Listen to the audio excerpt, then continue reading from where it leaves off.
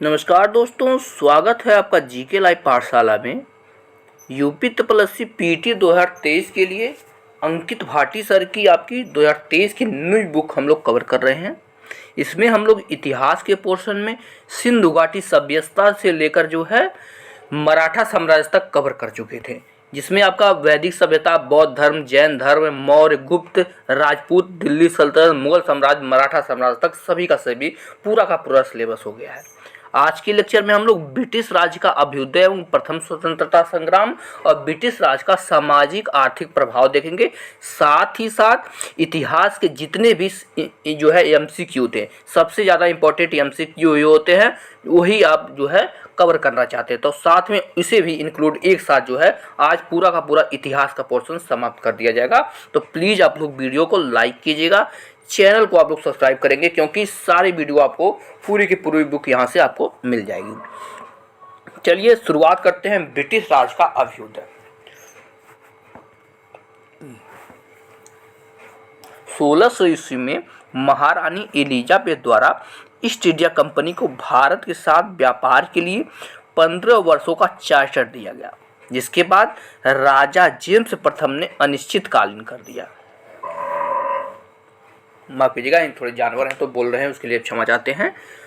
आगे देखते हैं हम।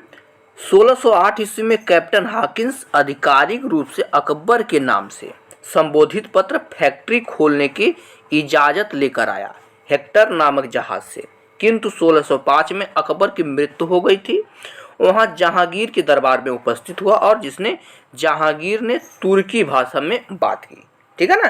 तो कैप्टन हॉकिंस जो था वह किसके दरबार में आया था? यह आया था तो अकबर के दरबार में, लेकिन अकबर की मृत्यु हो गई थी तो वहाँ पर राजा उसमें जहांगीर था। जहांगीर ने कैप्टन हॉकिंस को अंग्रेज खान या इंग्लिश खान की उपाधि प्रदान की। 1615 में थॉमस रो ब्रिटिश साम्राज्य का दूत बनकर भारत आया और 3 वर्षों तक भारत में रहा। आगे देखते हैं।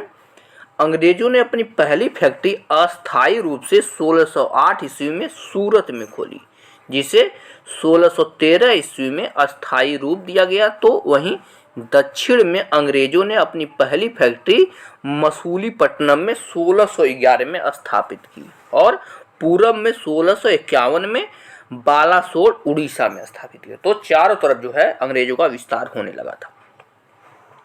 1632 ईस्वी में गोलकुंडा के शासक ने ईस्ट इंडिया कंपनी को अपने क्षेत्र में सुरक्षा तथा व्यापारिक रियायतों की सुविधा दी, जिसे कंपनी हेतु सुनहरा फरमान कहा गया। आगे देखते हैं। दिया गया है आपका 1717 ईस्वी में मुगल सम्राट फर्रुखसियर ने अंग्रेजों को अत्यधिक रियायतें वाला फरमान दिया, जिससे बंगाल में व्यापारिक सुविधाओं के अतिरिक्त बम्बई में अंग्रेजों द्वारा जारी सिक्कों को मान्यता प्रदान की गई और हैदराबाद में अंग्रेजों के स्वायत्तता स्वीकार की गई, जिससे कंपनी का मैग्ना कार्टा कहा जाता है। यहीं से जो है कंपनी का विस्तार तेजी से होने लगा था। महत्वपूर्ण तथ्य देख लेते हैं। स्थान जो किला बनाए थे, कौन से वर्ष बनाए थे और उसकी विशेषता क्या थी अंग्रेजों के द्वारा। पहला अगर हम बात करें, किला मद्रास सेंट जॉर्ज, यह बना था आपका 1640 ईस्वी में। विशेषता यह है कि फ्रांसिस डे को मद्रास का निर्माता कहा जाता है। दूसरा है आपका कलकत्ता फोर्ट विलियम, यह आपका 1699 से 1700 ईस्वी में बना था। इस किले का प्रथम अध्यक्ष चार्ल्स आयर था। नेक्स्ट देखते हैं बम्बई सेंट थॉमस की अगर हम बात करें तो बम्बई सेंट थॉमस, इसकी स्थापना 1720 में हुई थी। चार्ल्स ब्रून ने इस किले का निर्माण कराया, किंतु बम्बई का सबसे प्रभावी गवर्नर चार्ल्स आंगियार था। आगे देखेंगे। दिया गया है आपका पुर्तगाली शासक ने ब्रिटेन के राजा चार्ल्स द्वितीय को बम्बई दहेज में दे दिया और चार्ल्स द्वितीय ने 1667-68 में बम्बई को 10 पाउंड प्रति वर्ष लीज पर कंपनी को दे दिया। ठीक है ना। तो बम्बई पुर्तगालियों द्वारा जो है चार्ल्स द्वितीय को दहेज में मिला था।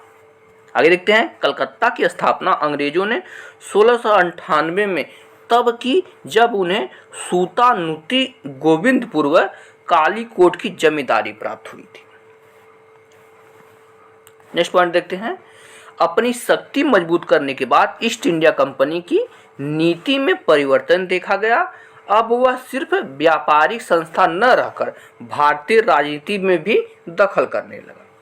बंगाल के सूबेदार शाह शुजा द्वारा दिए गए एक शाही फरमान द्वारा 1655 में अंग्रेजों को 3000 रुपये वार्षिक कर के बदले बंगाल में व्यापार का विशेषाधिकार प्राप्त हो गया था। विलियम हेजेज बंगाल में ईस्ट इंडिया कंपनी का प्रथम अंग्रेज गवर्नर था। 10 फरवरी 1691 को जॉब चारनाक ने सूतानुती में अंग्रेजी फैक्ट्री की स्थापना की। औरंगजेब ने 1701 में भारत में रहने वाले सभी यूरोपियनों को गिरफ्तार करने का आदेश दिया।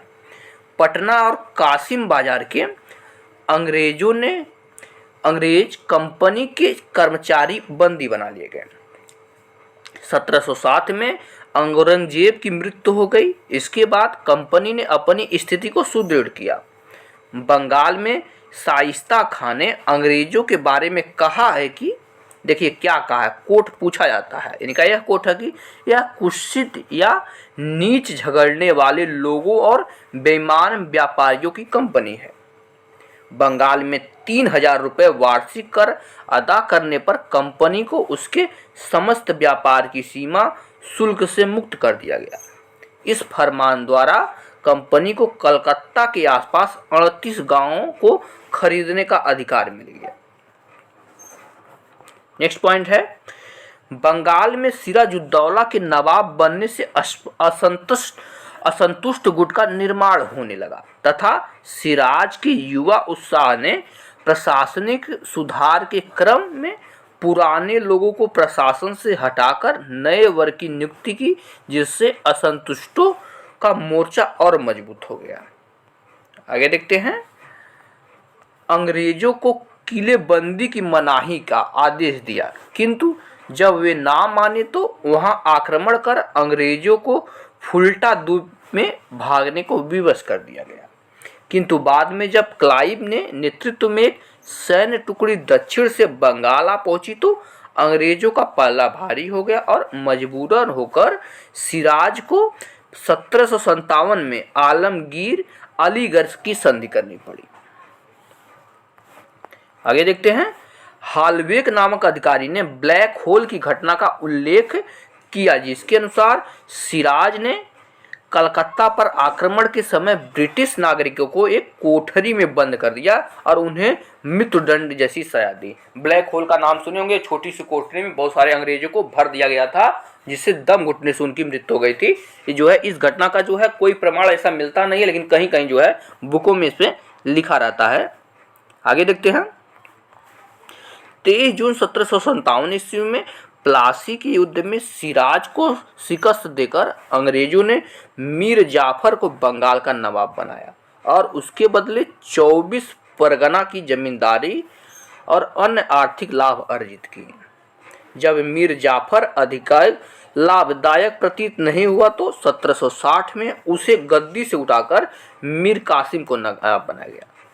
देखिए, पहले मीर जाफर था, उसे भी हटा दिया गया, उसके बाद मीर कासिम को बना दिया गया। आगे देखते हैं,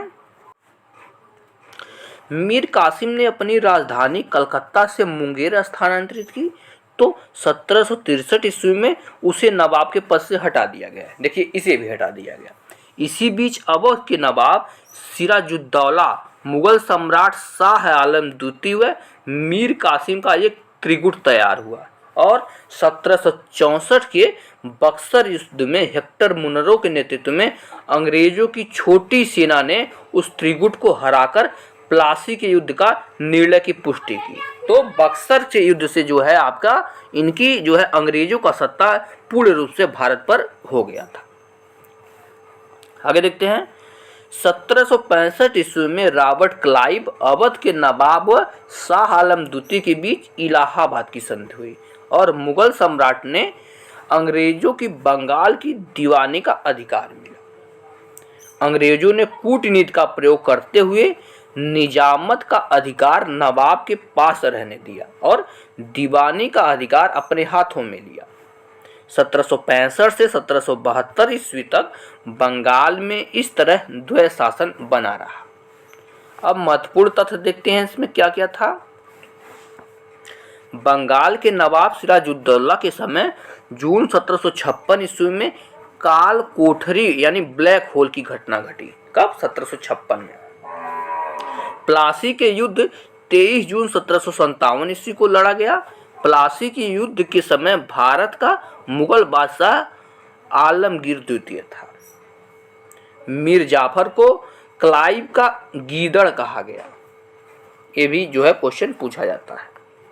नेक्स्ट पॉइंट है, अक्टूबर 1764 में बक्सर के युद्ध के समय बंगाल का नवाब मीर जाफर था। बक्सर के युद्ध में अंग्रेजी सेना का नेतृत्व हेक्टर मुरनो ने किया था। आगे देखते हैं, इलाहाबाद की प्रथम संधि 1765 ईस्वी में क्लाइव और मुगल बादशाह के बीच हुई थी। नेक्स्ट पॉइंट है, 1765 ईस्वी में इलाहाबाद की दूसरी संधि क्लाइव और अवध के नवाब के बीच हुई थी।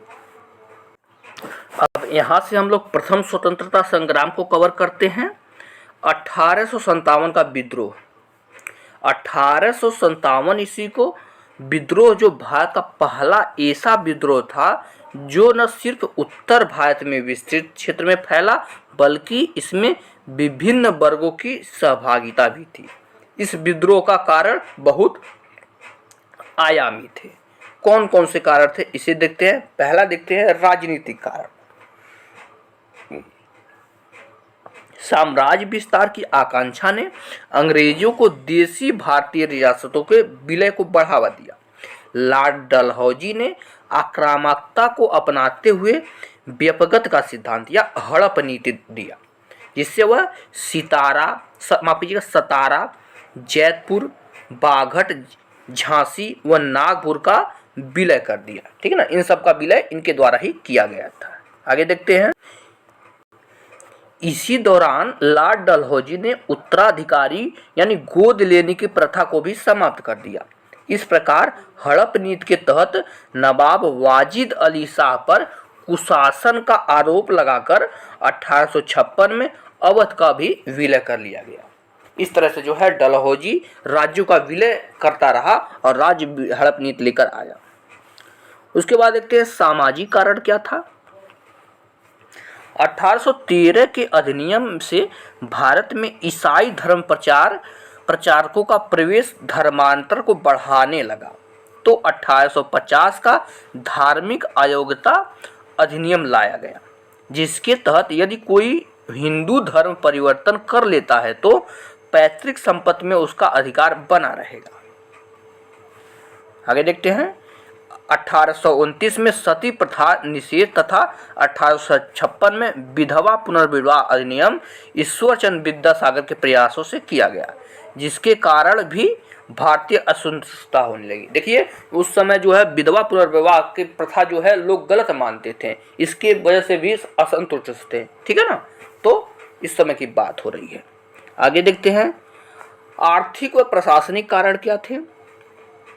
अंग्रेजी शासन के हितों की पूर्ति के क्रम में अंग्रेजों ने परंपरागत भारतीय अर्थव्यवस्था को तहस नहस कर दिया और विशेषतः गांव और किसान सर्वाधिक प्रभावित हुए, और अंग्रेजों ने रूल लॉ यानी विधि का शासन की स्थापना के क्रम में पुरानी भारतीय मान्यताओं को नष्ट कर उसे असंतोषता को बढ़ावा दिया। सैनिक कारण देखते हैं। सबसे महत्वपूर्ण सैनिक कारण ही माना जाता है सेना में नस्लीयता का प्रभावी होना। योग्यता के बावजूद भी भारतीय अधिकतम सूबेदार पद ही पा सकते थे और ब्रिटिश सैनिकों की तुलना में भारतीय सैनिकों को वेतन भी कम मिलता था। ठीक है ना, जो भी सैनिक भर्ती होते थे उनको वेतन कम मिलता था और भारतीय जो होते थे वह जो सूबेदार के पद से आगे नहीं जा सकते थे, जैसा कि दिया गया है। सैनिकों द्वारा सांस्कृतिक धार्मिक प्रतीकों के प्रयोग पर पाबंदी थी। 1856 ईस्वी में लॉर्ड कैनिंग द्वारा सामान्य सेना भर्ती अधिनियम लाया गया, जिसके तहत भारतीय सैनिकों को किसी भी क्षेत्र में युद्ध लड़ने भेजा जा सकता था, जबकि भारतीयों को सामाजिक आर्थिक मान्यताओं के अनुसार निषेध क्षेत्र में जाने की इजाज़त नहीं थी। इसके कारण भी जो है 1857 की क्रांति का मुख्य कारण बना। तत्कालीन कारण देख लेते हैं। तत्कालीन कारण भी सबसे ज़्यादा इंपॉर्टेंट होता है क्योंकि यहीं से शुरू हो गई थी। यह होता है ब्राउन बेस राइफल। देखिए दोनों राइफल का नाम याद रखिएगा, ब्राउन बेस राइफल और एनफील्ड राइफल। ये आपके पेपर में पूछा जाता है। ब्राउन बेस राइफल के स्थान पर एनफील्ड राइफल का प्रयोग किया गया, जिसमें गाय व सूअर की चर्बी युक्त कारतूस का प्रयोग की चर्चाओं ने सैनिकों को क्रोधित कर दिया। चूंकि कारतूस में गाय और सूअर दोनों की चर्बी लगी थी, इसलिए हिंदू और मुस्लिम दोनों वर्ग भड़क गए। परिणाम स्वरूप 1857 का विद्रोह हो गया। अब देखते हैं 1857 के विद्रोह का महत्वपूर्ण कथन। किसने क्या किया? यह हिंदू मुस्लिम षड्यंत्र था। यह किसने कहा था? यह जो है आउटरम और टेलर ने कहा था। सभ्यता व बर्बरता के बीच संघर्ष, ये जो है टी.आर. होम्स ने किया था। यह राष्ट्रीय विद्रोह था। किसने कहा था? बेंजामिन डिज़रायली ने कहा था यह एक राष्ट्रीय विद्रोह था। यह भारत का प्रथम स्वतंत्रता संग्राम था। किसने कहा था? बी.डी. सावरकर ने कहा था। यह जो है इंपॉर्टेंट हो जाता है, पेपर में आपके पूछने की संभावना यहाँ से ज़्यादा रहती है। आगे देखते हैं। 29 मार्च 1857 को बैरकपुर छावनी में मंगल पांडे ने विद्रोह की शुरुआत कर दी और 1857 के विद्रोह के प्रथम शहीद बने। प्रथम शहीद कौन थे? मंगल पांडे थे, क्योंकि इन्होंने जो है गोली मार दी थी। बाद में मेरठ में कारतूस के प्रयोग पर सैनिकों ने बगावत की और जब उन्हें सजा सुनाई गई तो 10 मई को यह विद्रोह का आरंभ हो गया। आगे देखते हैं। विद्रोह विभिन्न क्षेत्रों में विभिन्न तरीके से प्रसारित हुआ। अवध में यह जन सामान्य का विद्रोह बन गया और इलाहाबाद में विद्रोह का नेतृत्व आम जनता के प्रतिनिधि लियाकत अली ने किया। तो नर्मदा के नीचे विद्रोह लगभग न के बराबर था। आगे देखते हैं। मौलवी अहमदुल्ला ने फैजाबाद को अपना कार्यक्षेत्र बनाया और अंग्रेजों के विरुद्ध जिहाद की घोषणा किया। अंग्रेजों ने इससे इतने भयभीत थे कि इन पर 50,000 रुपए का इनाम घोषित कर दिया गया। कानपुर में विद्रोह का दौरान रानी सती चौरा की घटना का उल्लेख आता है, जिसमें कहा गया है कि विद्रोहियों ने महिलाओं और बच्चों समेत 300 लोगों को मार डाला। आगे देखते हैं।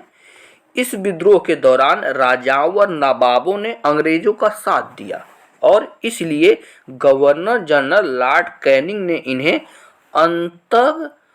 अंतरंग अवरोधक कहा। बड़े जमींदार भी अंग्रेजों के साथ थे और पढ़ा लिखा वर्ग, नवोदित मध्यम वर्ग तटस्थ बना रहा, क्योंकि जो है ये लोग इनका साथ नहीं दिए। सबसे बड़ा कारण जो है असफलता की यही थे। अंग्रेजों के प्रगतिशील सुधारों का रूढ़िवादी समाज द्वारा विरोध इन्हें अनुचित लग रहा था। असफलता के कारण देख लेते हैं, क्यों क्यों असफल हुआ था। निश्चित तिथि नहीं थी, संगठन नहीं था, नेतृत्व विचारधारा का अभाव था, इसलिए जो असफल हुआ। क्योंकि जो है कहीं दूसरे डेट को शुरू हुआ, कहीं दूसरे डेट को शुरू हुआ, कहीं किसी का लक्ष्य दूसरा था, किसी का लक्ष्य दूसरा था। देखते हैं। राजनीतिक एकता में कमी के साथ ही सामाजिक एकता में कमी। यद्यपि हिंदू और मुसलमान दोनों वर्गों ने विद्रोह में एक साथ भाग लिया था, आधुनिक अस्त्र शस्त्र का अभाव और रणनीति का पिछड़ापन होना प्रमुख कारण माना जाता है। द्वितीय पक्ष की नेतृत्वताओं का अभाव था, इसलिए जो है यह विफल हुआ। अब देख लेते हैं सबसे महत्वपूर्ण चीज, केंद्र नेता और विद्रोह समाप्त करने वाले अंग्रेज। कहाँ से कौन कौन नेतृत्व किए थे और कौन से अंग्रेज ने समाप्त किया था, ये सबसे ज़्यादा इंपॉर्टेंट है। यहाँ से क्वेश्चन आपके बनते हैं। दिल्ली में विद्रोह जो है बहादुर शाह जफर ने किया था, आपको पता ही है, और इनको जो है निकलसन हडसन ने जो है गिरफ्तार करके रंगून भेज दिया था। लखनऊ की अगर हम बात करें तो बेगम हजरत महल थी और इनको जो है विद्रोह को कॉलिन कैंपबेल ने दबाया था। कानपुर से आपके नाना साहब थे, कॉलिन कैंपबेल ने इन्हें भी दबा दिया था, यानी विद्रोह को दबा दिया था। झांसी से आपका रानी लक्ष्मीबाई थी और जनरल ह्यूरोज ने इस विद्रोह को दबाया था। आगे देखते हैं, फैजाबाद की अगर हम बात करें तो मौलवी अहमदुल्ला थे और जनरल रेनॉल्ड ने दबाया था विद्रोह को। इलाहाबाद से आपके लियाकत अली जी थे, कर्नल लीन ने इस विद्रोह को दबा दिया था।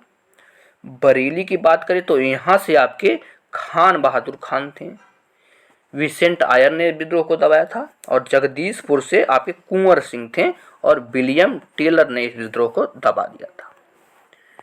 विद्रोह के परिणाम को देख लेते हैं। विद्रोह से क्या क्या हुआ था।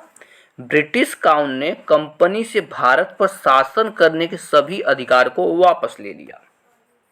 1 नवंबर 1858 को इलाहाबाद में आयोजित दरबार में लॉर्ड कैनिंग ने महारानी की उद्घोषणा को पढ़ा। गवर्नर जनरल को वायसराय की उपाधि प्रदान की गई, यानी जो गवर्नर जनरल का पद था उसे वायसराय में बदल दिया गया। 1784 के पीस इंडिया एक्ट के द्वारा भारत पर चल रहा दोहरा नियंत्रण समाप्त हो गया और भारत राज्य सचिव के पद का गठन हुआ। अंग्रेजी सैनिकों का अनुपात बढ़ा दिया गया, यानी जो है भारतीयों को कम भर्ती करने लगे और अंग्रेजों का जो है प्रभाव ज़्यादा होने लगा। और यहीं से जो है अंग्रेजों का जो है अलग ही तरह का नेतृत्व होने लगा। जैसे फूट डालो और राज करो, सैनिक एकता खंडित करने के लिए कुछ जातियों को मार्शल कौम घोषित किया गया और उन्हें जाति, क्षेत्र, नस्ल के आधार पर रेजिमेंट में बांटा गया। ठीक है ना, अलग अलग जातियों में बांट दिया गया ताकि जो है लोग आपस में लड़ते रहें। और उस समय के पुस्तक और लेखक बार बार पूछे जाते हैं, तो देख लेते हैं। The Indian war of independence 1857, इस पुस्तक की रचना जो है बी.डी. सावरकर ने की थी। द ग्रेट रिबेलियन, इस पुस्तक की रचना अशोक मेहता ने की थी। Sepoy mutiny and the revolt of 1857, R C. Majumdar ने इसकी रचना की थी। आगे देखते हैं 1857, इसकी रचना आपका एस.एन. सेन ने की थी। The cause of Indian revolt, इसकी रचना जो है सर सैयद अहमद खान ने की थी। ये सारी पुस्तकें उस समय लिखी गई थी। अब देखिए आपके सिलेबस में दिया गया है ब्रिटिश राज का सामाजिक आर्थिक प्रभाव, यहाँ से भी एक न एक क्वेश्चन बनेगा। इसे देखते हैं। ब्रिटिश शासन के पहले भारतीय अर्थव्यवस्था अपनी संपन्नता के लिए विश्व विख्यात थी, जिसका सबसे बड़ा आधार गांवों की आत्मनिर्भरता थी, जहां उत्पादन प्रतिद्वंद्विता के आधार पर नहीं बल्कि आपसी सहचरता के आधार पर होता था। वस्तु विनिमय प्रणाली या जजमानी व्यवस्था के आधार पर थी। आगे देखते हैं। प्लासी और बक्सर के युद्ध के बाद अंग्रेजों ने बंगाल की समृद्धि पर अपना पूरा अधिकार जमा लिया और परिणाम स्वरूप भारतीय अर्थव्यवस्था अधिशेष और आत्मनिर्भरता की अर्थव्यवस्था से औपनिवेशिक अर्थव्यवस्था में परिवर्तित हो गया। भारतीय अर्थव्यवस्था को ब्रिटिश औपनिवेशिक अर्थव्यवस्था में परिवर्तित करने के पीछे ब्रिटिश सरकार का मुख्य उद्देश्य क्या था? अपने उद्योगों के लिए कच्चा माल व सस्ता प्राप्त करना और अपने उत्पादों को भारतीय बाजार में ऊंचे कीमत पर बेचना, यही इनका मुख्य उद्देश्य था।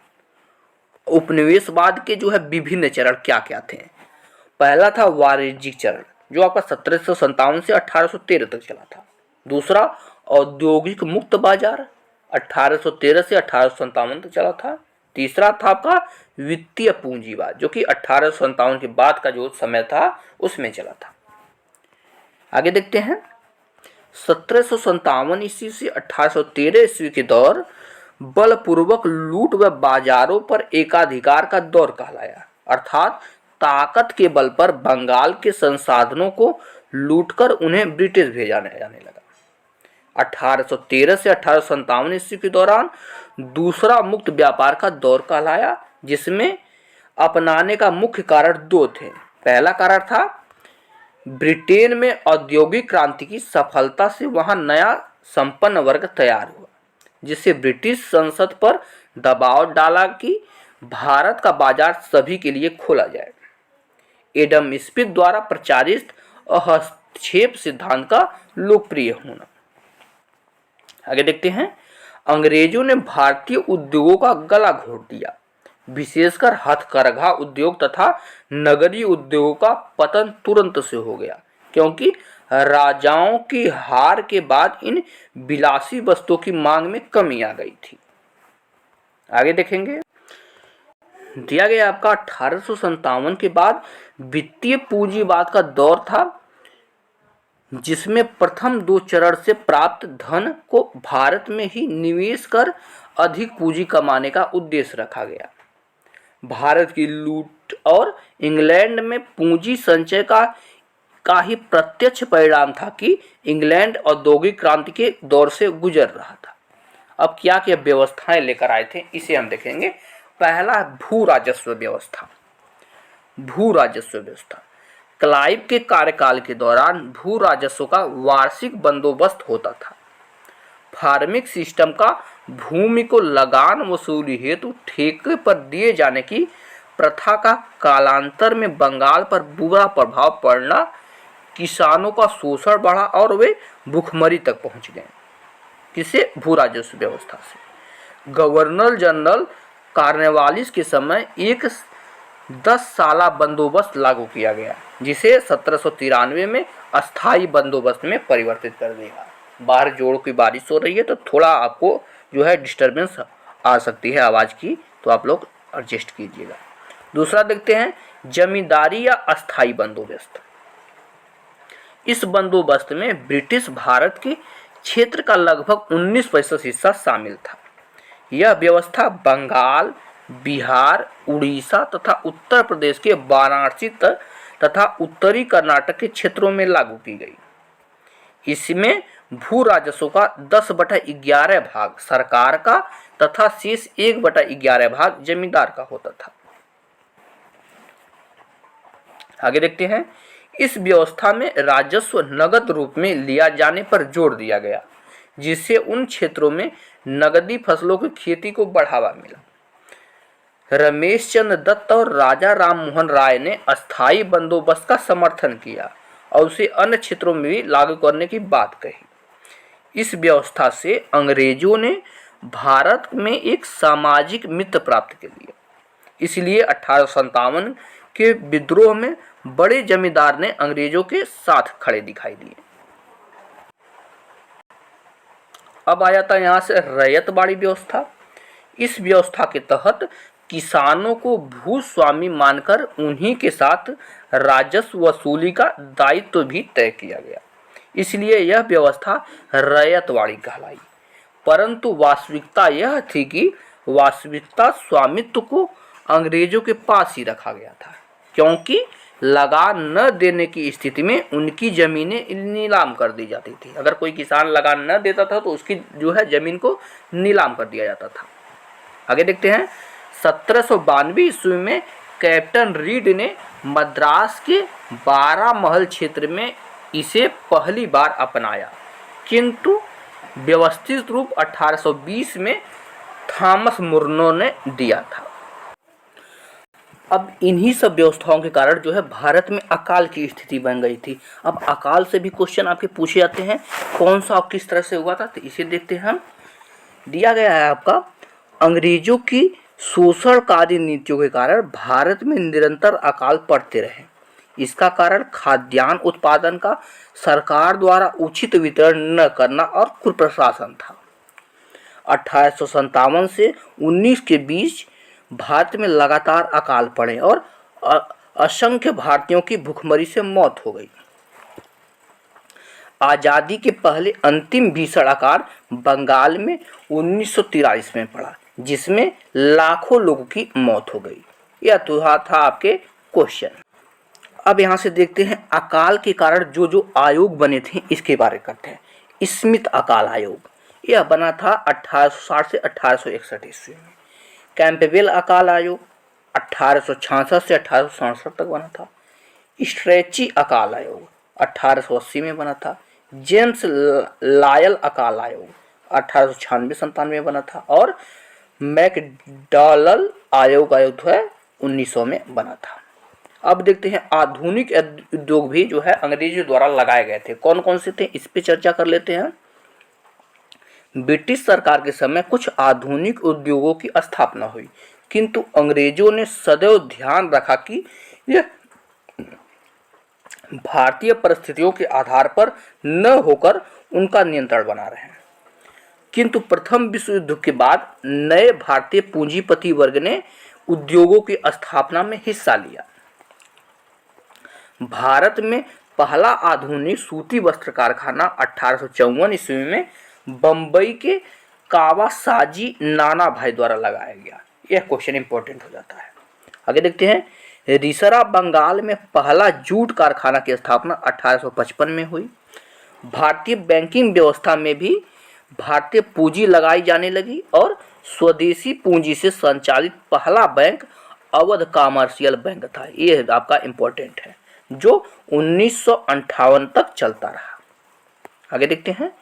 किंतु स्वदेशी व भारतीय पूंजी का स्वदेशी बैंक जो अभी भी कार्यरत है, अब वह पंजाब नेशनल बैंक के रूप में स्थापित हुआ, जिसके संस्थापकों में लाला लाजपत राय व दयाल सिंह मजीठिया जैसे राष्ट्रवादी शामिल थे। यहाँ से आपका पूरा इतिहास का पोर्शन समाप्त हो जाता है। अब इतिहास पे जुड़े जितने एमसीक्यू हैं यहाँ से कवर करेंगे। आपका पूरा का पूरा देखिए, आपका यूपी तपस्वी पीट 2022, यूपी तपस्वी पीटी 2021 सारे के सारे क्वेश्चन इंक्लूडेड है इसमें, तो इसी आप लोग जरूर कवर कीजिएगा। और एक बार और बोल रहे हैं, प्लीज़ आप लोग वीडियो को लाइक कीजिएगा, चैनल को सब्सक्राइब जरूर कीजिएगा। पहला क्वेश्चन दिया गया है आपका, संगमरमर पर पियत्रा ड्यूरा यानी पितृदुरा या रंगीन पत्थर की जड़ाई का काम के समय बहुत लोकप्रिय था। तो यह जो है आपका ऑप्शन बी सही होगा। यह शाहजहां के समय में बहुत ही लोकप्रिय था। यह क्वेश्चन आपके 2022 में पूछा गया है। अगला क्वेश्चन है, निम्नलिखित में से किस युग में तांबे का पहली बार उपयोग किया गया? सही जवाब हो जाएगा आपका ऑप्शन बी, ताम्र प्रासार युग में सबसे पहले तांबे का उपयोग किया गया। अगला क्वेश्चन है, निम्नलिखित में से किस स्थान पर प्रथम बौद्ध संगीत का आयोजन किया गया? सही जवाब है ऑप्शन सी, यह जो है राजगीर में प्रथम बौद्ध संगीत का आयोजन किया गया। आगे आते हैं। क्वेश्चन है आपका, निम्नलिखित में से कौन वह व्यक्ति है जिसका नाम देव नाम प्रिय या प्रियदर्शी भी है? इंपॉर्टेंट क्वेश्चन है। सही जवाब ऑप्शन बी, मौर्य सम्राट अशोक को जो है देव नाम प्रिय के नाम से जानते हैं।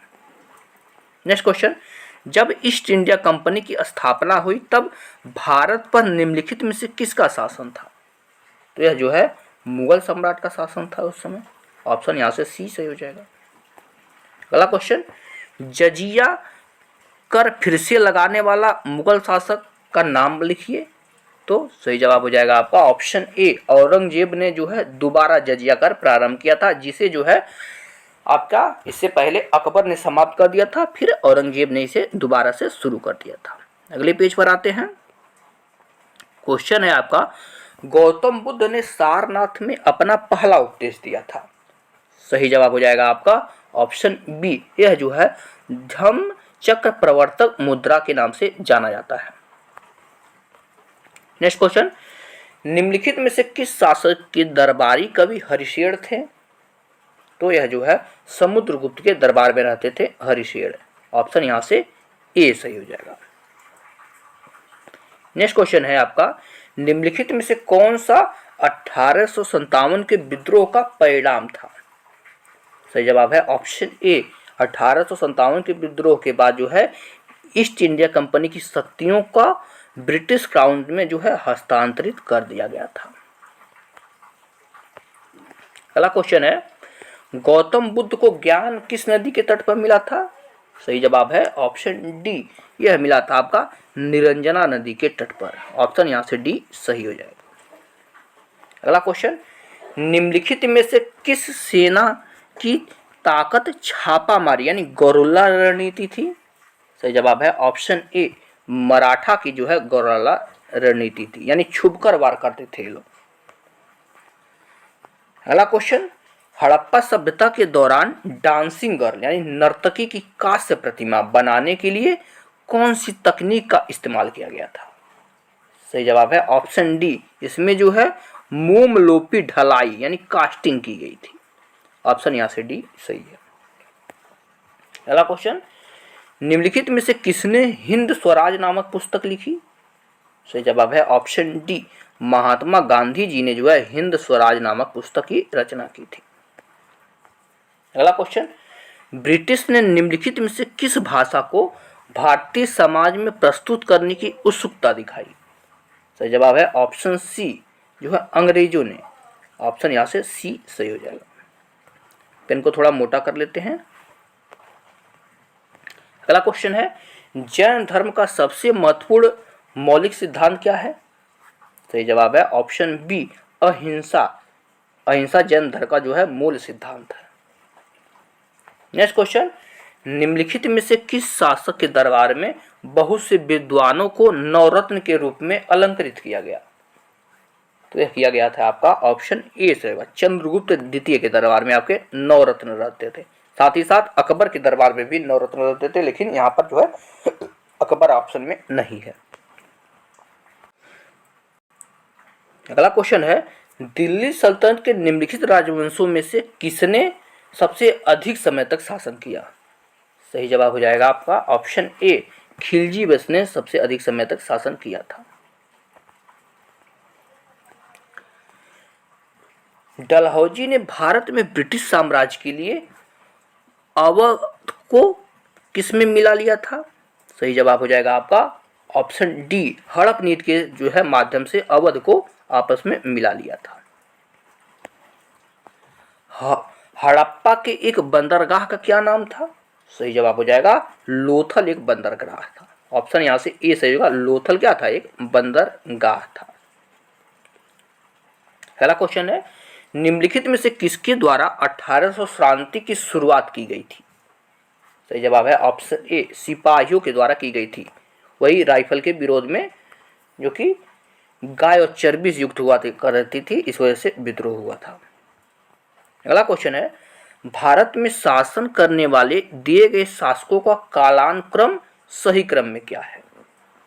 सही जवाब हो जाएगा, सबसे पहले आपका इल्तुतमिश आया था, उसके बाद अलाउद्दीन खिलजी था, तब शेरशाह सूरी था, उसके बाद अकबर आया था। ऑप्शन यहाँ से बी से हो जाएगा। नेक्स्ट क्वेश्चन, निम्न में से कौन से संत शिवाजी के समकालीन थे? यह क्वेश्चन कई बार पूछा गया है। सही जवाब हो जाएगा ऑप्शन ए, तुकाराम के समकालीन थे शिवाजी।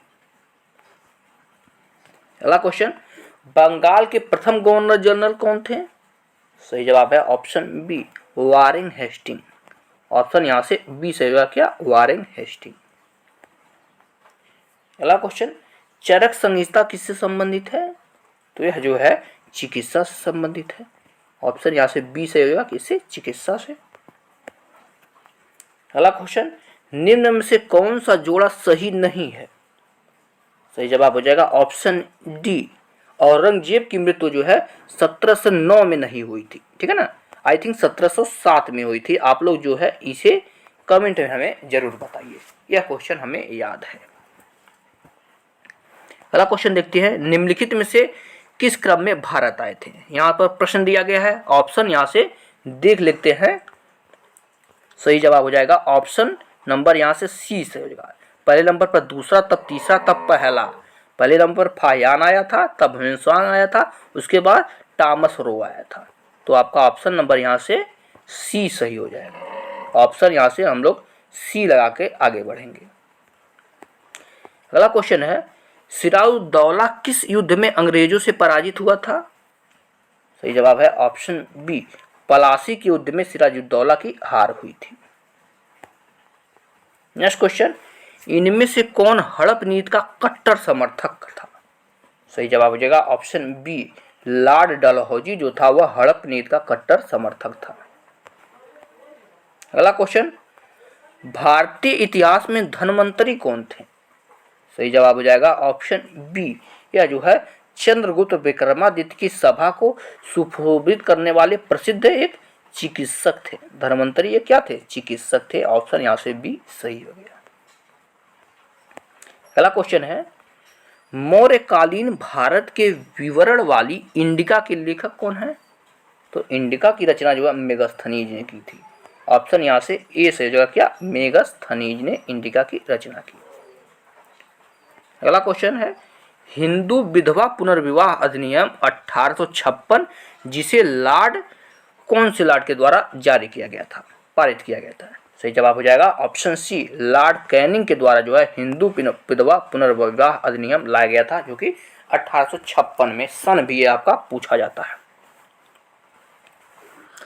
अगला क्वेश्चन, 1891 में बीएम मालाबारी के प्रयासों को तब फल मिला जब सहमत की उम्र अधिनियम को पारित किया गया, जिसके अनुसार कितने वर्ष से कम बालिका को विवाह पर प्रतिबंध लगा दिया गया? सही जवाब है 12 वर्ष से कम उम्र की बालिका के विवाह पर जो है प्रतिबंध लगा दिया गया था। अगला क्वेश्चन, 1795 और 1804 के बंगाल विनिमय अधिनियमों ने क्या घोषित किया था? सही जवाब है ऑप्शन बी, कन्या हत्या को अवैध घोषित कर दिया गया था। ऑप्शन यहाँ से बी सही हो जाएगा। अगला क्वेश्चन, हंटर आयोग ने किसके विकास पर अधिक बल दिया? सही जवाब है ऑप्शन ए, प्राथमिक शिक्षा पर जो है हंटर आयोग ने अधिक बल दिया था। हंटर आयोग 2 बने थे, एक जलियांवाला बाग हत्याकांड के लिए भी हंटर आयोग बना था, तो 2 है, इन दोनों में डिफरेंस आप लोग जानिएगा। नेक्स्ट क्वेश्चन, भारत में यातायात व्यवस्था की शुरुआत का श्रेय किसे जाता है? सही जवाब है ऑप्शन बी, ब्रिटिश शासक के समय में ही यातायात व्यवस्था को सुदृढ़ बनाया गया था। नेक्स्ट क्वेश्चन, सर्वप्रथम महालवाड़ी प्रणाली कहाँ लागू की गई थी? इसके ऑप्शन अगले पेज पर देखेंगे। सही जवाब हो जाएगा ऑप्शन बी, सर्वप्रथम जो है उत्तर प्रदेश में देखे गए थे। अगला क्वेश्चन है, भारत के governor general Lord William Bentinck ने सती प्रथा को समाप्त करने हेतु कौन से वर्ष में कानून बनाया था? सही जवाब है ऑप्शन सी, 1829 में कानून बनाया था। अगला क्वेश्चन, स्वामी दयानंद सरस्वती ने किस शहर में पहली बार 1875 में आर्य समाज की स्थापना की थी? सही जवाब है ऑप्शन ए, मुंबई में की थी, जो कि पहले बॉम्बे के नाम से जाना जाता था। नेक्स्ट क्वेश्चन, अलीगढ़ मुस्लिम विश्वविद्यालय की स्थापना किसने की थी? सही जवाब हो जाएगा ऑप्शन ए, सैयद अहमद खान ने की थी। सर सैयद अहमद खान ने अलीगढ़ मुस्लिम विश्वविद्यालय की स्थापना की थी। अगला क्वेश्चन है, 1828 में ब्रह्म समाज की स्थापना निम्नलिखित में से किसके द्वारा की गई थी? सही जवाब है ऑप्शन ए, राजा राममोहन राय जी के द्वारा की गई थी। 41 नंबर का क्वेश्चन है, प्लासी की लड़ाई अंग्रेजों और किनके बीच लड़ी गई? सही जवाब हो जाए ऑप्शन ए, सिराजुद्दौला के बीच लड़ी गई थी प्लासी की लड़ाई, अंग्रेजों और सिराजुद्दौला के बीच। नेक्स्ट क्वेश्चन, भारत में राजनीतिक सुधारों के लिए आंदोलन शुरू करने वाले भारतीय कौन थे? सही जवाब है option B, Raja Rammohan Roy. Option यहाँ से बी से होगा, राजा राममोहन राय। नेक्स्ट क्वेश्चन, आर्य समाज की स्थापना किसने की थी? सही जवाब है स्वामी दयानंद सरस्वती ने आर्य समाज की स्थापना की थी। ऑप्शन सी सही। अगला क्वेश्चन, रामकृष्ण मिशन का मुख्यालय कहाँ स्थित है? सही जवाब हो जाएगा ऑप्शन सी, यह जो है वेलूर मठ में है रामकृष्ण मिशन। ऑप्शन सी सही हो जाएगा। नेक्स्ट क्वेश्चन, स्वामी विवेकानंद द्वारा 1897 में किसकी स्थापना की गई थी? सही जवाब है ऑप्शन सी, रामकृष्ण मिशन की स्थापना की गई थी। अगले पेज पर आएंगे, प्लीज़ आप लोग लाइक जरूर करते रहिए। देखिए इतना जो है आपके लिए हम लोग कर रहे हैं, प्लीज़ आप लोग बस हमें आपका सब्सक्राइबर और आपका लाइक चाहिए, बस इतना आप लोग बनाए रखिए, क्योंकि इतना सारा कर रहे हैं तो आपका इतना तो फर्ज बनता ही है। 46 नंबर का क्वेश्चन देखते हैं, दिया गया है, कहाँ पर विश्व धर्म संसद 1893 में स्वामी विवेकानंद ने हिंदू धर्म के बारे में विस्तार से बताया था? सही जवाब हो जाएगा ऑप्शन बी, शिकागो में बताया था। शिकागो के सर्वधर्म सम्मेलन में यह बात की गई थी। नेक्स्ट क्वेश्चन, हड़प्पा काल में इनमें से कौन सा नगर 3 भागों में विभाजित था? सही जवाब हो जाएगा ऑप्शन डी, धौलावीरा जो है यह 3 भागों में विभाजित था। नेक्स्ट क्वेश्चन, मोहनजोदड़ो शब्द का अर्थ क्या है? सही जवाब हो जाएगा option B, mount of the dead, यानी मृतकों का टीला कहा जाता है मोहनजोदड़ो को। नेक्स्ट क्वेश्चन, सिंधु घाटी सभ्यता के बारे में इनमें से कौन सा कथन सत्य है? सही जवाब है ऑप्शन ए, सिंधु लोग कपास का उत्पादन करने वाले प्रथम थे। ऑप्शन यहां से ए सही हो जाएगा।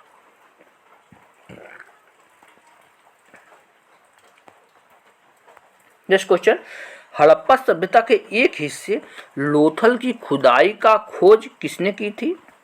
सही जवाब है एस आर राव ने किया था लोथल की खुदाई। ऑप्शन यहां से सी सही हो जाएगा।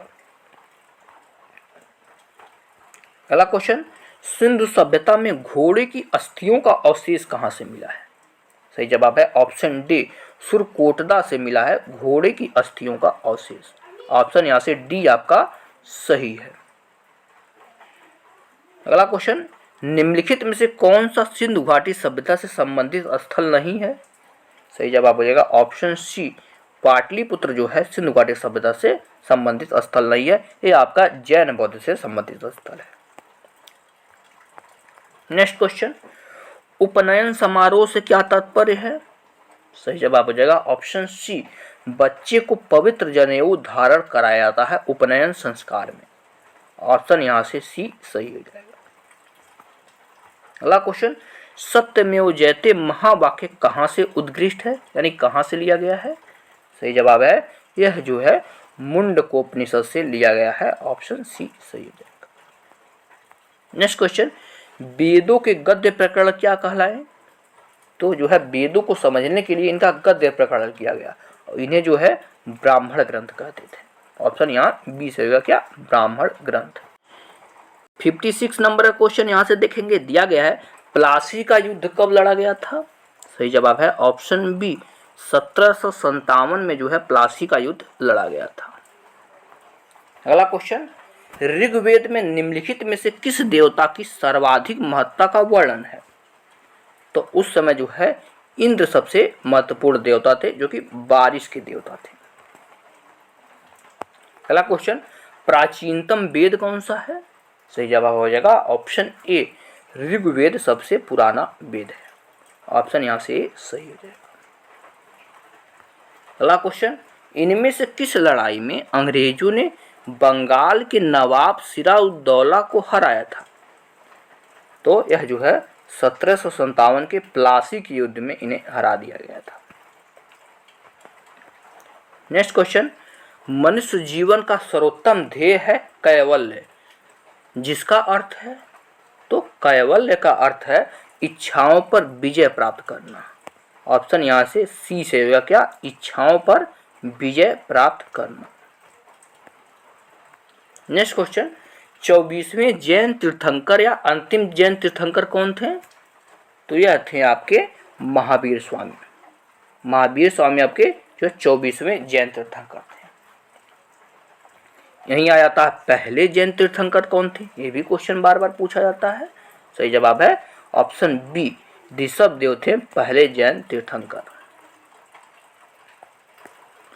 अगला क्वेश्चन, जैन धर्म में त्रिरत्न दिए जाते हैं और इन्हें निर्माण का मार्ग कहा जाता है। त्रिरत्न कौन से हैं? सही जवाब हो जाएगा ऑप्शन डी, सही विश्वास, सही ज्ञान और सही आचरण। ऑप्शन यहां से डी सही हो जाएगा। अगला क्वेश्चन है, अशोक का सिंह चतुर्भुज स्तंभ में से एक स्तंभ पर था। सही जवाब हो जाएगा आपका ऑप्शन नंबर यहां से डी से होगा, सारनाथ में।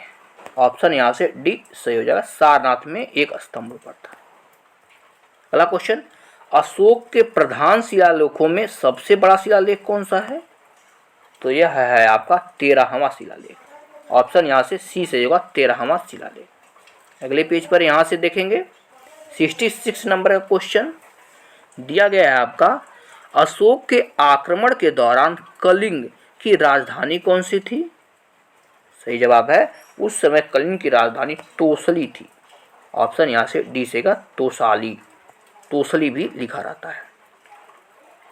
देवनामप्रिय के नाम से किसे जाना गया? सिंपल सा क्वेश्चन है, जो है अशोक को देवनामप्रिय के नाम से जाना जाता था, प्रियदर्शी भी ने कहा जाता था।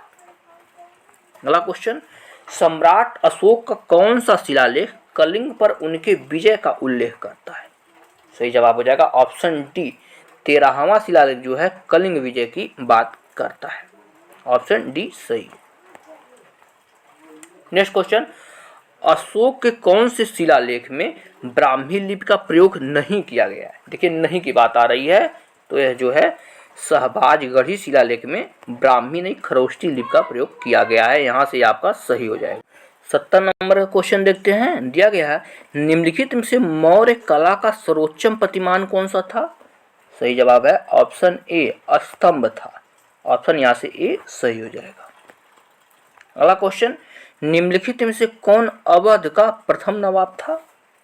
तो यह थे आपके सआदत खां। ऑप्शन बी से हो जाएगा कौन? सआदत खां। अगला क्वेश्चन, बृहद सांची स्तूप किस काल से संबंधित है? सही जवाब है ऑप्शन डी, यह जो है मौर्य काल से संबंधित है। अगला क्वेश्चन, खगोलविद वाराह मिहिर और कवि कालिदास किसके दरबार का हिस्सा थे? तो यह जो है आपके विक्रमादित्य के दरबार में रहते थे। ऑप्शन यहाँ से ए सही जगह विक्रमादित्य। नेक्स्ट क्वेश्चन, विक्रम संवत कब प्रारंभ हुआ था? तो यह जो है आपका 57 ईसा पूर्व जो है विक्रम संवत की शुरुआत मानी गई है। अगला क्वेश्चन, हर्षवर्धन ने 5 इंडीज को अपने नियंत्रण में लिया था, इनमें से कौन सा 5 इंडीज था? तो 5 इंडीज के अंतर्गत जो है पंजाब, कन्नौज, बंगाल, बिहार और उड़ीसा आते थे। यहाँ से ऑप्शन बी सही हो जाए। अगले पेज पर आएंगे।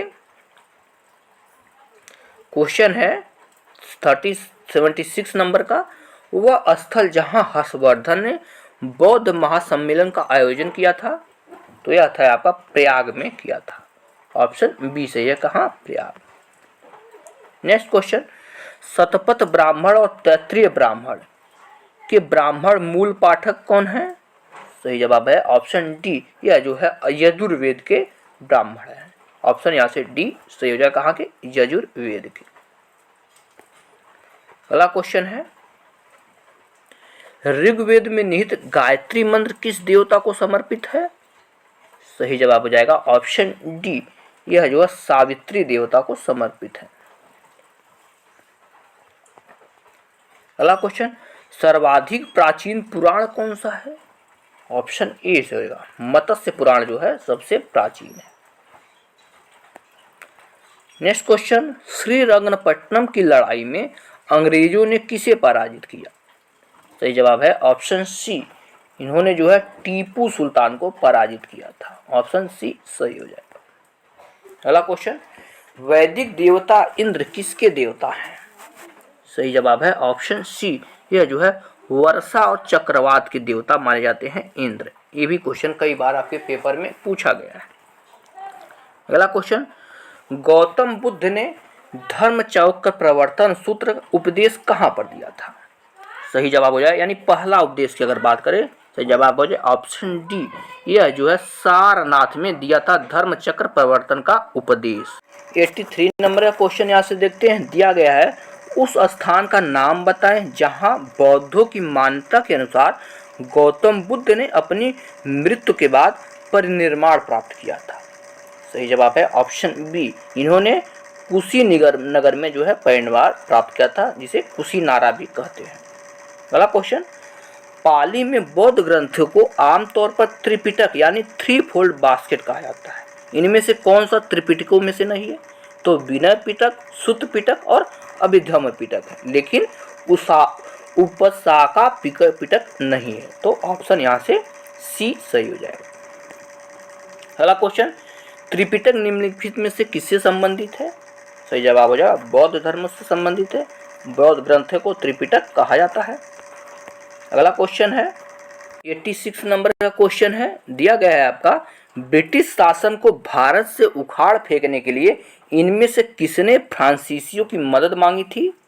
सही जवाब है ऑप्शन डी, टीपू सुल्तान ने जो है फ्रांसीसियों की मदद मांगी थी।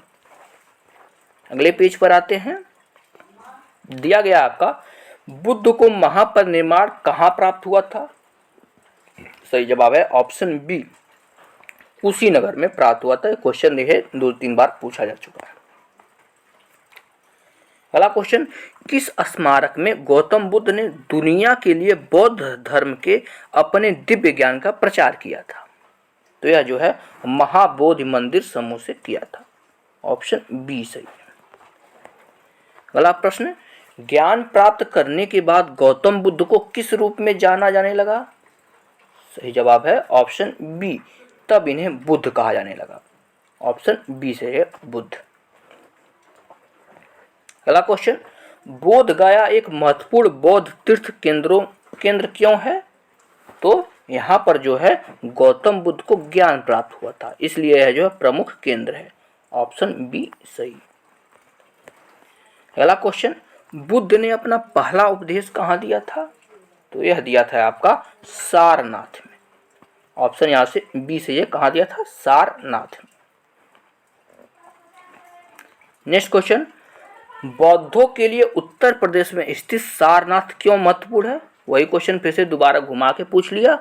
तो ज्ञान प्राप्त करने के बाद गौतम बुद्ध ने सबसे पहला उपदेश यहीं पर दिया था, इसलिए आपका महत्वपूर्ण हो जाता है। अगला क्वेश्चन, कन्नौज से पूर्व हर्षवर्धन कहाँ का शासक था? सही जवाब है ऑप्शन डी, यह जो है थानेश्वर का शासक था। कन्नौज से पूर्व हर्षवर्धन। अगला क्वेश्चन, 12वीं शताब्दी के आरंभ में दिल्ली पर किसका शासक था? सही जवाब है ऑप्शन ए, यहाँ पर जो है तोमर वंश का शासक था। ऑप्शन यहाँ से ए सेगा, तोमर वंश। देखा जाए तो दिल्ली की स्थापना ही अलंगपाल तोमर ने किया था, यह क्वेश्चन पूछा जाता है। 95 नंबर क्वेश्चन है, टीपू सुल्तान कहाँ का शासक था? सही जवाब हो जाएगा ऑप्शन सी, यह जो है मैसूर का शासक था टीपू सुल्तान। अगला क्वेश्चन, निम्न में से कौन से वंश ने भारत के दक्षिण भाग पर शासन नहीं किया? सही जवाब है ऑप्शन सी, राजपूतों ने जो है दक्षिण भारत पर शासन नहीं किया था। बाकी चीर, चोल, पांड ये सब दक्षिण भारत के राजा थे। अगला क्वेश्चन है, श्रीरंगपट्टनम का ऐतिहासिक शहर जिसे टीपू सुल्तान और उसके पिता हैदर अली की कब्रों का घर माना जाता है, वह निम्नलिखित में से किस शहर से लगभग 15 किलोमीटर दूर है? सही जवाब है ऑप्शन सी, यह जो है मैसूर से लगभग 15 किलोमीटर दूर स्थित है। नेक्स्ट क्वेश्चन, पाल वंश का पहला शासक कौन था? सही जवाब हो जाएगा ऑप्शन सी, गोपाल था पाल वंश का पहला शासक।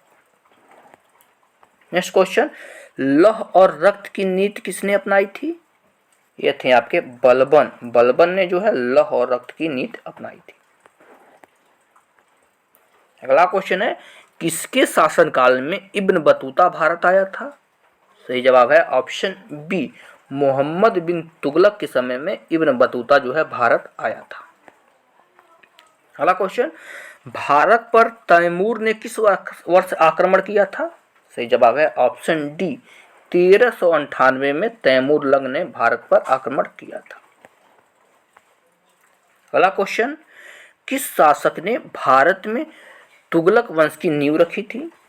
सही जवाब हो जाएगा ऑप्शन बी, गयासुद्दीन तुगलक ने भारत में तुगलक वंश की नींव रखी थी। नेक्स्ट क्वेश्चन, दिल्ली में अलाउद्दीन खिलजी के शासनकाल की अवधि क्या थी? यह थी आपकी 1296 से 1316 तक थी। ऑप्शन ए सही है। अगला क्वेश्चन, खिज्र खां निम्नलिखित में से किस राजवंश से संबंधित था? सही जवाब हो जाएगा ऑप्शन सी, सैयद वंश का संस्थापक था खिज्र खां। नेक्स्ट क्वेश्चन, अमीर खुसरो जिन्हें कव्वाली का पिता एवं भारत का तोता भी कहा जाता है, किसके दरबार में दरबारी कवि थे? सही जवाब है, यह जो है अलाउद्दीन खिलजी के दरबार में रहते थे अमीर खुसरो। अगला क्वेश्चन, भारत में सिकंदर लोदी का शासनकाल कब से कब तक था? सही जवाब हो जाएगा ऑप्शन सी, 1489 से 1517 तक सिकंदर लोदी का शासनकाल था। अगला क्वेश्चन, अलाउद्दीन खिलजी द्वारा बनाया गया प्रसिद्ध अलाई दरवाजा कहाँ पर स्थित है? सही जवाब हो जाएगा नई दिल्ली में स्थित है अलाई दरवाजा, ऑप्शन बी सही हो जाएगा। अगला क्वेश्चन, दिल्ली में कुतुब मीनार दुनिया के सबसे ऊंचा ईंट का बना मीनार है। इनमें से कौन से राजा ने इसके निर्माण में योगदान नहीं दिया था? नहीं की अगर हम बात करें तो अलाउद्दीन खिलजी ने इसमें कोई योगदान नहीं दिया था, ऑप्शन यहाँ से सी सही है। अगला क्वेश्चन, तारीख फिरोज शाही के लेखक कौन है? सही जवाब है जियाउद्दीन बर्नी है, ऑप्शन यहाँ से ए सही होगा। कौन? जियाउद्दीन बर्नी। अगला क्वेश्चन है, निम्नलिखित में से कौन दिल्ली सल्तनत के इतिहास का लेखक नहीं था? सही जवाब है option A, Abbas Khan sherwani, option यहाँ से ए सही। बढ़ते हैं 111 नंबर क्वेश्चन पर। दिया गया है आपका, वास्को डी गामा किस वर्ष कलिकट में उतरा था? सही जवाब हो जाएगा आपका ऑप्शन यहाँ से डी से होगा। 1498 में है जो है कलिकट पर आया था और सबसे पहले राजा जमूरीन के दरबार में गया था। अगला क्वेश्चन, प्रारंभ में अकबर का संरक्षक कौन था? सही जवाब हो जाएगा ऑप्शन डी, बैरम खां थे अकबर के संरक्षक। अगला क्वेश्चन, हुमायूं की दुर्घटना से आकस्मिक मृत्यु के उपरांत उनके बेटे अकबर को कहाँ मुगल सिंहासन पर बिठाया गया था? तो यह जो है काला नौर में उस समय थे जब इनका राज्याभिषेक हुआ था। अगला क्वेश्चन, निम्नलिखित में से किस सम्राट के शासनकाल में भारत का पहला मुद्रा मुद्रित हुआ था? यानी रुपया का चलन कब से चला था? सही जवाब हो जाएगा शेर शाह सूरी के समय में रुपया का चलन शुरू हुआ था। Next question, Thomas Roe Mughal सम्राट जहांगीर से किस किले में मिला था? सही जवाब है ऑप्शन डी, यह जो है अजमेर के किले में मिला था टॉमस रो। अगला क्वेश्चन, इनमें से किसने भूमि मापन की व्यवस्था प्रारंभ की थी? सही जवाब है ऑप्शन बी, सबसे पहले शेर शाह सूरी ने भूमि मापन की पैमाना बनाया था। अगला क्वेश्चन, बक्सर के युद्ध के बाद कौन से नवाब ने इलाहाबाद और कड़ा को मुगल सम्राट को सौंप दिया जो ब्रिटिश सैनिकों के संरक्षण के अंतर्गत आया था? इसका जवाब हो जाएगा ऑप्शन डी, अवध के नवाब ने ऐसा किया था। अगला क्वेश्चन, इनमें से कौन सा मुगल सम्राट अनपढ़ था? सिंपल सा क्वेश्चन है, अकबर जो था यह पढ़ा लिखा नहीं था यानी अनपढ़ था। नेक्स्ट क्वेश्चन है, मुगल काल में पुलिस बल के मुखिया को क्या कहा जाता था? सही जवाब हो जाएगा ऑप्शन डी, इन्हें जो है कोतवाल कहा जाता था। अगला क्वेश्चन, निम्नलिखित में से किस मुगल शासक ने अंतोगत्वा मेवाड़ के शासक महाराणा प्रताप सिंह के पुत्र राणा अमर सिंह से एक समझौता किया था? तो यह था आपका ऑप्शन यहाँ से सी से हो जाएगा, जहांगीर ने ऐसा किया था, ऑप्शन सी जहांगीर। अगला क्वेश्चन है, जलालुद्दीन मुहम्मद किस नाम से प्रसिद्ध था? सही जवाब हो जाएगा आपका ऑप्शन बी, अकबर का पूरा नाम जलालुद्दीन मुहम्मद अकबर था। 122 नंबर का क्वेश्चन देखते हैं। दिया गया है, ताजमहल के सुलेखक यानी कैलीग्राफर ने 1648 ईस्वी में इसकी रचना की और पूरा किया, तो यह कौन थे? सही जवाब हो जाएगा ऑप्शन सी, यह जो है अमानत खां सिराजी थे, ऑप्शन यहाँ से सी सही हो जाएगा। अगला क्वेश्चन, अकबर द्वारा बनवाया गया प्रसिद्ध ऐतिहासिक स्मारक बुलंद दरवाजा उत्तर प्रदेश के कौन से जिले में स्थित है? सही जवाब है ऑप्शन सी, यह जो है आगरा में स्थित है, ऑप्शन यहाँ से सी से होगा आगरा।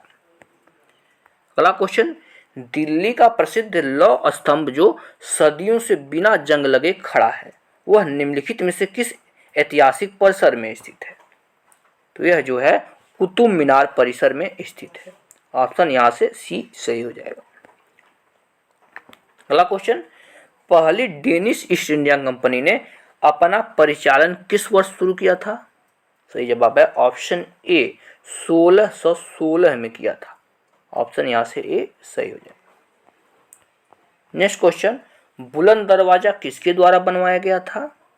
सही जवाब हो जाएगा अकबर के द्वारा बनाया गया था बुलंद दरवाजा। नेक्स्ट क्वेश्चन, पंचमहल किसमें स्थित है? सही जवाब हो जाएगा ऑप्शन सी, पंचमहल जो है फतेहपुर सीकरी में स्थित है। नेक्स्ट क्वेश्चन है, निम्नलिखित में से किस शासक की मृत्यु उसके पुस्तकालय की सीढ़ियों से गिरकर हुई थी? तो इसके लिए ऑप्शन देखते हैं, ऑप्शन डी से हो जाएगा। हुमायूं की मृत्यु जो है पुस्तकालय की सीढ़ियों से हुई थी, दीन पलाह नामक पुस्तकालय की सीढ़ियों से गिरकर हुई थी। इस बात को भी ध्यान रखिएगा। अगला क्वेश्चन है, किस वर्ष बाबर ने सुल्तान इब्राहिम लोदी को पानीपत की लड़ाई में पराजित किया था? सही जवाब है ऑप्शन बी, 1526 में जो है पराजित किया था। अगला क्वेश्चन है, निम्नलिखित में से किस मुगल सम्राट द्वारा आगरा के किले का निर्माण करवाया गया था? सही जवाब है ऑप्शन बी, अकबर के द्वारा कराया गया था। नेक्स्ट क्वेश्चन, मुगल शासन के दौरान एक कोतवाल की सही भूमिका क्या थी? सही जवाब हो जाएगा ऑप्शन डी, कानून और व्यवस्था बनाए रखना जो है कोतवाल की भूमिका थी। ऑप्शन यहाँ से डी सही हो जाएगा। अगला क्वेश्चन है, बिहार राज्य के सासाराम शहर में निम्नलिखित में से किस प्राचीन सम्राट का मकबरा स्थित है? सही जवाब है शेर शाह सूरी का मकबरा जो है बिहार के सासाराम में स्थित है। 133 नंबर का क्वेश्चन यहाँ से देखते हैं। दिया गया है आपका, मुगल वंश के पहले सम्राट बाबर ने अपनी देशीय भाषा चतगाई तुर्की में अपनी आत्मकथा लिखी है। इस पुस्तक का नाम क्या है? तो इसका नाम जो है बाबरनामा है। ऑप्शन यहाँ से बी सही होगा, क्या है? बाबरनामा। अगला क्वेश्चन, भारत में जहांगीर का शासनकाल क्या था? सही जवाब है ऑप्शन ए, 1605 से लेकर 1627 तक जहांगीर का शासनकाल था। अगला क्वेश्चन, वह कौन सा स्थान है जहां अंतिम मुगल सम्राट बहादुर शाह जफर की मृत्यु हुई थी? सही जवाब है ऑप्शन ए, रंगून में हुई थी बहादुर शाह जफर की मृत्यु। नेक्स्ट क्वेश्चन, पहला कठपुतली मुगल सम्राट कौन था? सही जवाब है ऑप्शन ए, जहांदार शाह था पहला कठपुतली मुगल शासक। नेक्स्ट क्वेश्चन, विश्व प्रसिद्ध मोर सिंहासन का निर्माण और उसकी लाल किले में स्थापना निम्नलिखित में से किस मुगल शासक ने की थी? सही जवाब है ऑप्शन ए, शाहजहां ने उसकी स्थापना की थी। नेक्स्ट क्वेश्चन है, अकबर के दरबार में प्रसिद्ध कवि कौन थे? सही जवाब हो जाएगा आपका, यहां से ऑप्शन देखते हैं नेक्स्ट पेज पर। ऑप्शन नंबर यहां से सी सही हो जाएगा, रहीम खान थे। ऑप्शन यहां से सी से होगा, कौन थे? रहीम खान। अगला क्वेश्चन है, अकबर के नौरत्नों के बारे में इनमें से कौन सा सही ढंग से मेल नहीं खाता है? सही जवाब हो जाएगा आपका ऑप्शन नंबर बी, राजा मान सिंह अकबर के वित्त मंत्री थे। यह आपका गलत है, क्योंकि वित्त मंत्री मान सिंह नहीं आपके टोडरमल थे। अगला क्वेश्चन है, औरंगजेब किसका पुत्र था? सही जवाब हो जाएगा ऑप्शन नंबर यहां से डी से होगा, शाहजहां का पुत्र था औरंगजेब। नेक्स्ट क्वेश्चन, पानीपत का द्वितीय युद्ध किनके बीच लड़ा गया? सही जवाब है ऑप्शन बी, अकबर और हेमू के बीच लड़ा गया था पानीपत का द्वितीय युद्ध। अगला क्वेश्चन है, इनमें से कौन सा मुगल बादशाह शराब को छूता तक नहीं था? तो यह जो है औरंगजेब शराब को छूता तक नहीं था। अगला क्वेश्चन है, निम्नलिखित में से कौन सा युग्म सही नहीं है? सही जवाब है ऑप्शन डी, हुमायूं का मकबरा जो है इलाहाबाद में नहीं है, बाकी सभी के सभी सही है। नेक्स्ट क्वेश्चन, आईने अकबरी किसने लिखी है? सही जवाब है ऑप्शन सी, अबुल फजल ने जो है आईने अकबरी की रचना की है। अगला क्वेश्चन, भारत में काजू का प्रथम परिचय किन लोगों ने कराया? सही जवाब है ऑप्शन डी, काजू सबसे पहले भारत में पुर्तगाली लेकर आए थे। तंबाकू और काजू दोनों जो है सबसे पहले भारत में पुर्तगाली लेकर आए थे। नेक्स्ट क्वेश्चन, हुमायूं नामा के लेखक कौन है? तो गुलबदन बेगम ने जो है हुमायूं नामा की रचना की है। अगला प्रश्न, अकबर नामा के प्रसिद्ध लेखक कौन है? ये भी क्वेश्चन इंपॉर्टेंट हो जाता है। तो अबुल फजल ने जो है अकबर नामा की रचना की, अबुल फजल। नेक्स्ट क्वेश्चन, अकबर ने अपने दरबारी संगीतज्ञ के रूप में किसे नियुक्त किया था? सही जवाब हो जाएगा आपका ऑप्शन बी, मियां तानसेन को नियुक्त किया था। किसको किया था? मियां तानसेन।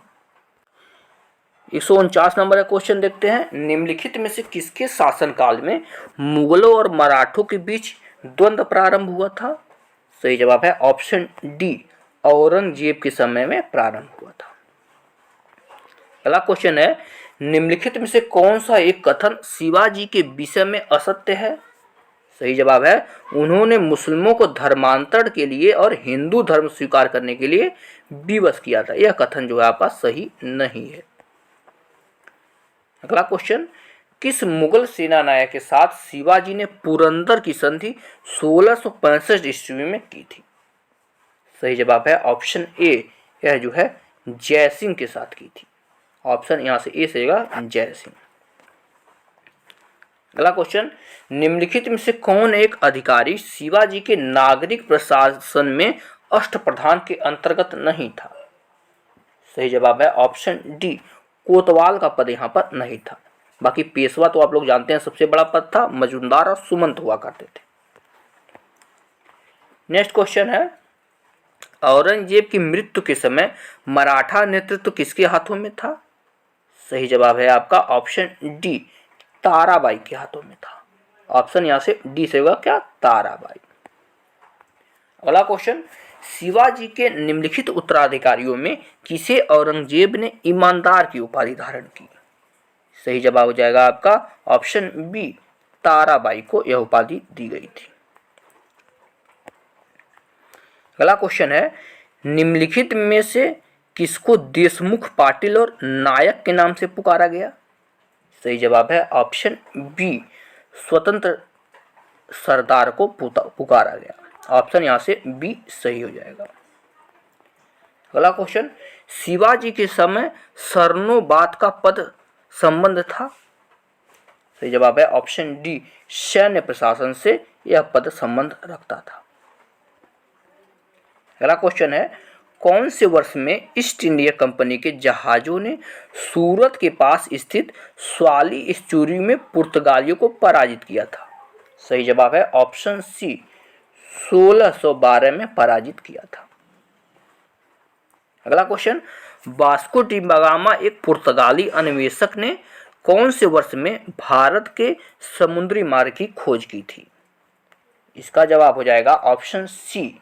ऑप्शन सी यहाँ से जवाब देखते हैं। प्लीज आप लोग वीडियो को लाइक जरूर कीजिएगा। यह किया था 1498 में, यह कलीकट में सबसे पहले आया था। नेक्स्ट क्वेश्चन, मेरठ छावनी में 1857 के सैनिक विद्रोह की शुरुआत कब हुई थी? सही जवाब है ऑप्शन सी, 10 मई 1857 को हुई थी। अगला क्वेश्चन, निम्नलिखित में से किसने 1857 के विद्रोह को दबाने के लिए अंग्रेजों को सहायता प्रदान की थी? तो यह थे आपके अवध की बेगम हजरत महल ने ऐसा किया था। अगला क्वेश्चन, 1857 के प्रथम स्वतंत्रता विद्रोह में भाग लेने वाली प्रसिद्ध महिला सेनानी कौन थी? सही जवाब है ये आपके बेगम हजरत महल ही थी। ऑप्शन डी सही है। नेक्स्ट क्वेश्चन, 1857 के सिपाही विद्रोह में सिपाहियों को किस कंपनी द्वारा बनाए गए कारतूसों से आपत्ति थी? तो यह जो है एनफील्ड राइफल लाया गया था, इससे आपत्ति थी, क्योंकि इसमें जो है गाय और सूअर की चर्बी लगा हुआ करती थी। अगला क्वेश्चन है, निम्नलिखित में से कौन सा पुर्तगाली उपनिवेश नहीं था? सही जवाब हो जाएगा आपका ऑप्शन सी, मछलीपट्टनम जो है पुर्तगाली उपनिवेश नहीं था। अगला क्वेश्चन, 1857 के विद्रोह के प्रसिद्ध नेताओं में से एक तात्या टोपे को अंग्रेजों ने 1859 में कहां पर फांसी दी थी? सही जवाब है ऑप्शन बी, यह जो है शिवपुरी में इन्हें फांसी दी गई थी। नेक्स्ट क्वेश्चन, सिपाही विद्रोह किस वर्ष हुआ था? सही जवाब हो जाएगा आपका ऑप्शन बी, 1857 में सिपाही विद्रोह हुआ था। अगला क्वेश्चन, कौन से सन में ब्रिटिश सरकार ने भारत में सरकार की संरचना में कुछ सुधारों की घोषणा की, जिन्हें मार्ले मिंटो सुधार के नाम से जाना जाता है? सही जवाब हो जाएगा आपका ऑप्शन बी, 1909 में हुआ था मार्ले मिंटो सुधार। अगला क्वेश्चन, बक्सर के युद्ध के बाद ईस्ट इंडिया कंपनी मुगल सम्राट को प्रतिवर्ष कितने रुपए भुगतान के लिए सहमत हो गई थी? सही जवाब है ऑप्शन बी, 26 लाख रुपए प्रतिवर्ष भुगतान किए जाते थे। नेक्स्ट क्वेश्चन, भारत में पहली रेलगाड़ी किस वर्ष और किन दो स्थानों के बीच चलाई गई? सही जवाब है ऑप्शन नंबर यहां से सी से हो जाएगा, 1853 में चलाई गई, बंबई से थाने के बीच यह चली थी। अगला क्वेश्चन, भारत में सबसे पहली जनगणना किस वर्ष हुई थी? सही जवाब है ऑप्शन सी, 1881 में भारत में सबसे पहली जनगणना हुई थी। अगला क्वेश्चन, 1866 में भारत के संदर्भ में चर्चा करने और भारतीय कल्याण को बढ़ावा देने के लिए ब्रिटिश सार्वजनिक अधिकारियों को प्रभावित करने के लिए लंदन में ईस्ट इंडिया एसोसिएशन का आयोजन किसने किया था? सही जवाब है ऑप्शन ए, यह जो है दादा भाई नौरोजी ने किया था। अगला क्वेश्चन, निम्नलिखित में से कौन सी प्रणाली भारत में ब्रिटिश शासन के दौरान भूमि राजस्व प्रणाली से संबंधित नहीं थी? सही जवाब है ऑप्शन सी, दत्तक नहीं थी। ठीक है ना, बाकी जमींदारी यानी अस्थायी बंदोबस्त था, महलवाड़ी था और रैयतवाड़ी था, तीनों जो है हम पहले पढ़ चुके हैं।